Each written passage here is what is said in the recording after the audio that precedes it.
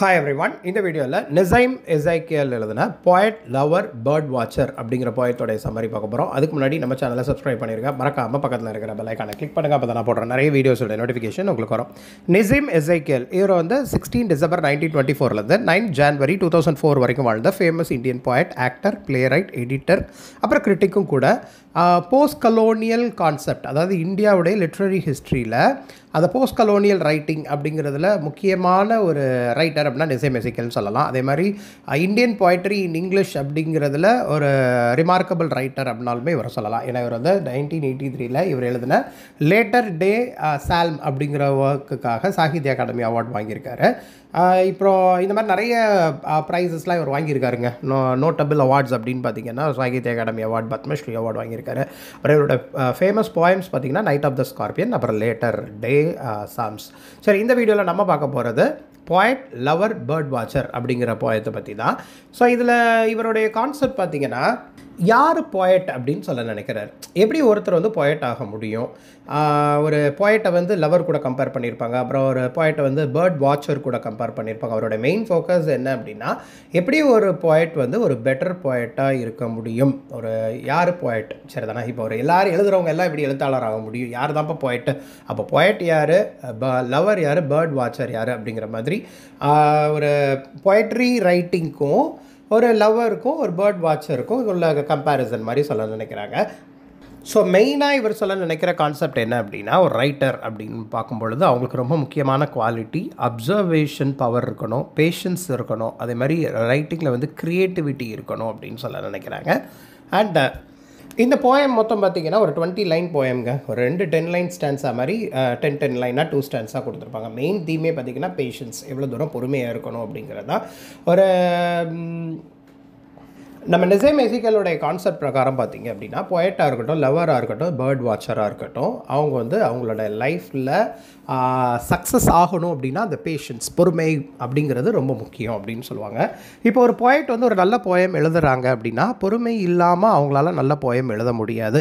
அதே மாதிரி ஒரு லவர் இருக்காங்க அப்படின்னா அவங்களும் அவங்களுடைய லவ்வில் வின் பண்ணணும், அதாவது லேடி லவ்வுடைய லவ்வை வின் பண்ணணும் அப்படின்னா அவங்க வந்து பொறுமை காத்து தான் ஆகணும். பொறுமை போச்சு அப்படின்னா அதான் சொல்லுவாங்க இல்லையா, பொறுமை கடல் இன்னும் பெரிதுன்னு சொல்லுவாங்க இல்லையா, அதுதாங்க மெயின் கான்செப்ட், இந்த போயத்தோடைய கான்செப்ட். அதே மாதிரி தான் பேர்ட் வாட்சரும். ஒரு பேர்ட் வாட்சர் அப்படின்னா ஒரு பறவை பார்க்க வர்ற ஒரு சரணாலயத்துக்கு வராங்கன்னு வச்சுக்கோங்களேன், ஒரு சாங்சுரிக்கு வந்து பேர்டை பார்க்க நினைக்கிறாங்க அப்படின்னா கொஞ்சம் பொறுமையாக இருந்து பார்க்கணும். பேர்ட் வரும் அப்படிங்கிறத பொறுத்திருந்து பார்த்தா தான் பேர்டை வாட்ச் பண்ண முடியும். ஸோ இவர் சொல்ல நினைக்கிற கான்செப்ட் போயட்டாக இருக்கட்டும், லவராக இருக்கட்டும், பேர்ட் வாட்சராக இருக்கட்டும், இந்த 3 பேர் யாரானாலும் இருக்கட்டும்ப்பா, பேஷன்ஸ் அப்படிங்கிறது லைஃப்பில் ரொம்ப முக்கியமான ஒரு விஷயம். அந்த பொறுமைங்கிறது இருந்துருச்சு அப்படின்னா கண்டிப்பாக அவங்க வந்து சக்ஸஸ்ஃபுல்லாக ஆவாங்க.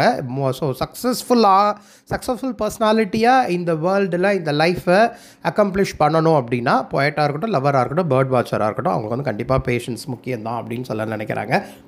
ஸோ ஃபர்ஸ்ட் எப்படி பிகின் பண்ணுறாங்க அப்படின்னா, ஒரு ஃபேவரட் பேர்டை நீ பார்க்க நினைக்கிற அல்லது உன்னுடைய லவருடைய ஹார்ட்டை நீ வின் பண்ண நினைக்கிற அப்படின்னா உன்னோட பேஷன்ஸ் இருக்கணும் இல்லையா. இப்போது ரொம்ப பதறி அவசரமாக நீ நடக்கணும் விஷயங்கள் அப்படின்னு நினச்ச அப்படின்னா உன்னோட ஃபேவரட் பேர்டையும் பார்க்க முடியாது, அல்லது உன்னோட லவருடைய ஹார்ட்டையும் உன்னால் வின் பண்ண முடியாது அப்படின்னு சொல்ல நினைக்கிறாங்க. அப்போ ஒரு பெஸ்ட் போயட் அதே மாதிரி தான் அவங்களும் அவங்களுடைய கரெக்டான வார்த்தைகள் எழுதுகிறாங்க இல்லையா, போயம் எழுதுகிறாங்க இல்லையா, அந்த போயம் எழுதுறதுக்கு உண்டான வார்த்தைகளை கொஞ்சம் பொறுமை காத்து கரெக்டான வேர்டை எழுதணும் அப்படின்னு சொல்ல நினைக்கிறாங்க. ஸோ ஒரு போயம் எழுதுறதுக்கு வார்த்தைகளை சும்மா எழுத மனசில் தோணதெல்லாம் எழுதிட்டேன், கண்மணி அன்போடு காதலன் நான் என்னெல்லாம் இதையும் சேர்த்து எழுதிட்டியா அப்படிலாம் போயம் எழுதக்கூடாது பார்க்குறதா இவருடைய கான்செப்டை. அப்போ கொஞ்சம் பொறுமையாக இருங்க. நீங்கள் வார்த்தைகள் கொண்டு எழுத போகிறீங்க ஒரு போயமை, அந்த வார்த்தையை சூஸ் பண்ணுறதுல கூட கொஞ்சம் பொறுமை காக்கணும் அப்படின்னு சொல்ல நினைக்கிறாங்க. எப்படி வந்து ஒரு பேர்டை பார்க்குறதுக்கு பொறுமை காக்குறீங்க, ஒரு விமனை அப்ரோச் பண்ணுறதுக்கு, அதாவது லவ்வை எக்ஸ்ப்ரெஸ் பண்ணுறதுக்கு பொறுமை காக்குறீங்களோ, ஒரு பேர்டை பார்க்குறதுக்கு ஒரு ஹில் மேலே நின்று பொறுமையாக தான் பார்க்குறீங்க இல்லையா. ஒரு குட்டி குட்டி மொமெண்ட்ஸ், அந்த பேர்டுடைய குட்டி குட்டி மொமெண்ட்டை அப்சர்வ் பண்ணுறது தான் ஒரு உண்மையான ஒரு பேர்ட் வாட்சருடைய குவாலிட்டி.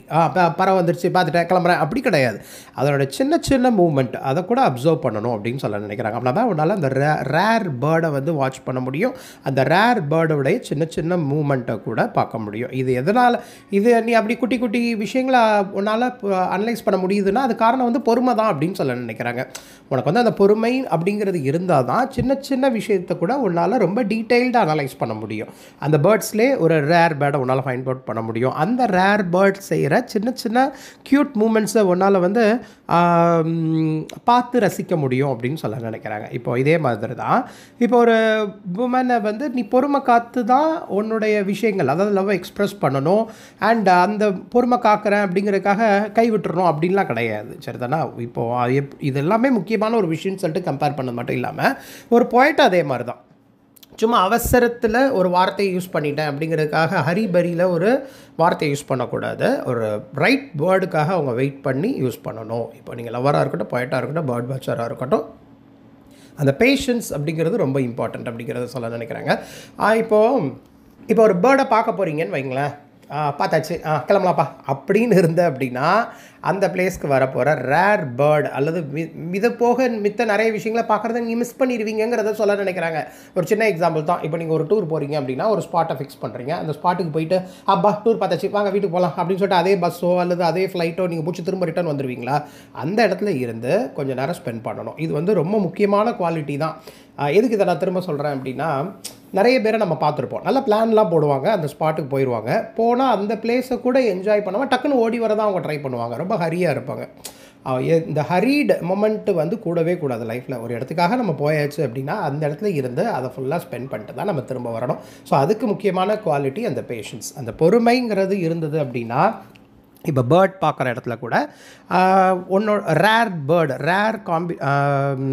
பேர்ட்ஸ் எல்லாம் உங்களால் பார்க்க முடியும் அப்படின்னு சொல்ல நினைக்கிறாரு இல்லையா? அது வந்து வேறு நிறைய பிளேஸ்லேருந்து வரலாம், வேறு பிளேஸஸ்லேருந்து வரும். அப்படி நீ பார்க்கும்பொழுது அதை சுற்றி இருக்கிற விஷயங்கள் நீ பார்ப்ப. என்னென்னா அந்த இடத்துல இருக்கிற ரிவர் எவ்வளோ சைலண்ட்டாக ஃப்ளோ ஆகுதுங்கிறத பார்க்கலாம், அல்லது அந்த ஷோரை பார்க்கலாம். அப்புறம் அந்த இடத்த சுற்றி இருக்கிற விஷயங்களெல்லாம் உன்னால் பொறுமையாக பார்க்க முடியும். அதுதான் ரொம்ப இம்பார்ட்டண்ட்டான விஷயம்னு சொல்கிறாங்க. இதே மாதிரி தான் ஒரு விமனுடைய ஹார்ட்டை வின் பண்ணுறது ஈஸியான விஷயம் கிடையாது. அண்ட் ஸோ இது ஏன்னா விமனுடைய ஹார்ட்டு, விமனுடைய திங்கிங், தாட் ப்ராசஸ் அதெல்லாமே நீங்கள் கொஞ்சம் பொறுமையாக தான் கொஞ்சம் அனலைஸ் பண்ண முடியும். எடுத்தோம் கவுத்தோன்னு எந்த விஷயத்தையும் பண்ண முடியாது அப்படின்னு சொல்ல நினைக்கிறாங்க. இப்போது ஹார்ட் அப்படின்னு சொல்கிற winning the heart of a women அப்படின்னு சொல்கிறாங்க இல்லையா? அப்போ அந்த ஹார்ட் அப்படின்னா ஒன்லி போன்ஸ் அண்ட் மசில்ஸ்லாம் கிடையாதுப்பா. அதில் வந்து நிறைய விஷயங்கள் இருக்குது, நிறைய விஷயங்கள் மறைஞ்சு இருக்கும்.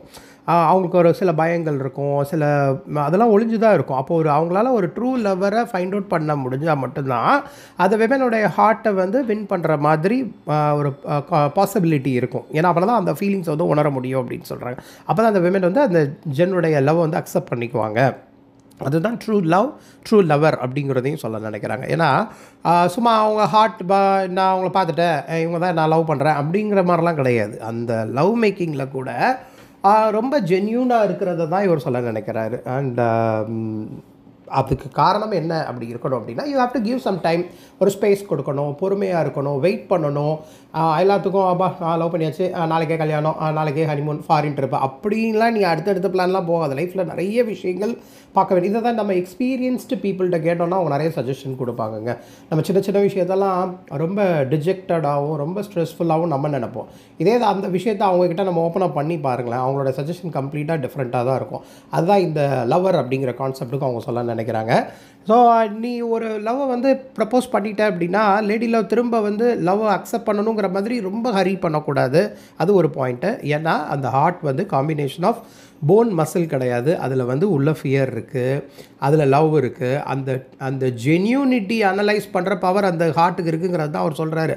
அப்போ ஒரு ட்ரூ லவர் மட்டும்தான் அந்த ஹார்ட்குள்ளே என்டர் ஆக முடியும். அப்போ தான் அந்த ஃபீலிங்ஸ் வந்து ஒர்க் அவுட் ஆகும். ஸோ இதெல்லாம் ஆகிறதுக்கு கொஞ்சம் டைம் ஆகும்ப்பா, நீங்கள் வந்து கொஞ்சம் வெயிட் பண்ணணும், அதுக்கு அந்த டைம் ஸ்பேஸ் நீங்கள் கொடுக்கணும் அப்படின்னு சொல்ல நினைக்கிறாங்க. இதே மாதிரி தான் போய்ட்டு நானும் தான் அப்படின்னு சொல்கிறாரு. இப்போ நெசே மெசிக்கல் அவருடைய கதைக்கு வந்துடுறாரு. நானுமே ஒரு பாயிண்ட் இல்லையா, நானுமே எனக்கு நடுவில் எழுதும் போதெல்லாம் இந்த வார்த்தைக்கு பதில் இந்த வார்த்தை போட்டிருக்கலாமோ அப்படின்னு சொல்லிட்டு நிறைய போராட்டம் என் மனசுக்குள்ளே ஓடும். அந்த ரைட் வேர்ட்ஸ், அந்த பெஸ்ட் வேர்டுன்னு சொல்லுவாங்க, போயத்துக்கு கொண்டாந்து பெஸ்ட் வேர்ட்ஸை நான் தேடிக்கிட்டே இருப்பேன் நான். அண்ட் ஏன்னா என்னோடய போயம் வந்து அந்த அளவுக்கு பர்ஃபெக்டாக இருக்கிறதுக்காக ரைட் வேர்ட்ஸை நான் எடுத்துக்கொண்டே அந்த வார்த்தையை மைண்டில் ஓடிக்கிட்டே இருக்கும் அப்படின்னு சொல்ல நினைக்கிறாங்க. அண்ட் அப்படி பண்ணுறதுனால தான் என்னுடைய போயம் ரொம்ப இன்ட்ரெஸ்டிங்காக இருக்குதுன்னு நான் நினைக்கிறேன். ஏன்னா அந்த இன்ட்ரெஸ்டிங்கான போயமை நான் மேக் பண்ணுறதுக்கு அவ்வளோ மெனக்கடல் நான் பண்ணுறதுனால தான். Even deaf can also hear and blind also recovers its sight அப்படின்னு சொல்கிறார் பை ரீடிங் இட். இதுதான் அவருடைய கான்செப்ட். அதாவது என்னுடைய போயம் வந்து அவ்வளோ தூரம் நான் வார்த்தைகளை ரொம்ப செலக்டிவாக ஃபைண்ட் அவுட் பண்ணி நான் போயத்தில் கொடுக்கறதுனால தான் அந்த போயத்தோடைய எசன்ஸ் வந்து ரொம்ப இன்ட்ரெஸ்டிங்காக ரீடர்ஸ்க்கு இருக்கும் பொழுது ஈவன் காது கேட்காதவங்க கூட அதை கேட்டு செரிஷ் பண்ணுற மாதிரியும், கண்ணு தெரியாதவங்க கூட அதை படிக்கும் பொழுது அதை ரீட் பண்ணி ஒருத்தங்க ரீட் பண்ணும்பொழுது அந்த உணர்வு வந்து அவங்களுக்கு ஒரு ஹாப்பினஸ் ஃபீலை கொடுக்குது அப்படிங்கிறது தான் நெசேம் எசிக்கலுடைய இந்த போயத்தோடைய கான்செப்ட். மெயினாக ரஷ் பண்ணாதீங்கப்பா, எதுக்குப்பா ரஷ் பண்ணுறீங்க, ஈவன் அது ரைட்டர்ஸாக இருந்தாலும் சரி அதெல்லாம் தேவையில்லை அப்படிங்கிறத சொல்ல நினைக்கிறாங்க. ஈவன் லவ்வில் பார்த்திங்கன்னா பொறுமை, காமாரு, அப்சர்வ் பண்ணு, அப்புறம் நிறைய மெட்டஃபர்ஸ் கொடுத்துருப்பாங்க. அப்புறம் இப்போ ஒரு காடை பற்றி சொல்லணும். காட் இஸ் குவைட் அப்படின்னா த ட்ரூ சீக்கர் ஆர் கிரியேட்டரை பொறுத்தவரை பார்த்திங்கன்னா பீஸ் தான். அதுதான் ஒரு ஸ்பிரிச்சுவல் பர்சன். ரொம்ப அந்த பீஸ் வந்து ப்ரிவைல் ஆகணும், ஒரு அமைதி அப்படின்னு சொல்கிறோம் இல்லையா. அண்ட் ஒரு போயட் மாதிரி தான் ட்ரூ லவ்வர்ஸ் வெயிட் பண்ணணும், லவ்வை வந்து ஃபோர்ஸ் பண்ணக்கூடாது அப்படிங்கிறதையும் சொல்கிறேன். ஃபோர்ஸ் பண்ணி வர்றது வந்து லவ் கிடையாது. அதே மாதிரி தான் பேர்ட் வாட்சரும் அப்படிங்கிறது ஒரு கான்செப்ட் சொல்ல நினைக்கிறாங்க. Poet, bird lover and bird watcher 3 பேருமே காமன் நேச்சர் என்ன அப்படின்னா அவங்க வந்து ரொம்ப பதற்றத்தோடு இருக்கக்கூடாது. அவங்கள பொறுத்தளவில் அவங்களுக்கு 3 பேருக்கு தேவையான குவாலிட்டிஸ் என்னெல்லாம் பார்த்தீங்க அப்படின்னா பேஷன்ஸ், ரொம்ப ஃபோக்கஸ்டாக இருக்கணும், சென்சிட்டிவிட்டியோடு இருக்கணும் அப்படிங்கிறது தான் அவர் சொல்ல நினைக்கிற கான்செப்டே. மெயினாக இந்த ட்ரூத் இருக்கணும், ஃப்ரீடம் அண்ட் பியூட்டி அப்படிங்கிறது ஒரு கான்செப்டாக சொல்ல நினைக்கிறாரு. இந்த போயத்துடைய ஓவரால் கான்செப்ட் என்ன அப்படின்னா ஒரு க்ரியேட்டிவிட்டி உருவாகணும் அப்படின்னா பொறுமை காத்திருக்கணும். இப்போது அகழ்வாரை தாங்கும் நிலம் போல் தம்மை இகழ்வாரை பொறுத்தல் தலைன்னு சொல்கிறாங்க இல்லையா. இப்போது நீங்கள் எவ்வளோ தூரம் பொறுமை காத்து இந்த லைஃப்பை வந்து லீட் பண்ண நினைக்கிறவங்க நீங்கள் வந்து சக்ஸஸ்ஃபுல் பர்சனாக இருப்பீங்க. இப்போ திருத்தப்புன்னு எடுக்கிற முடிவு வந்து அது வந்து கரெக்டாக ஒர்க் அவுட் ஆகாது.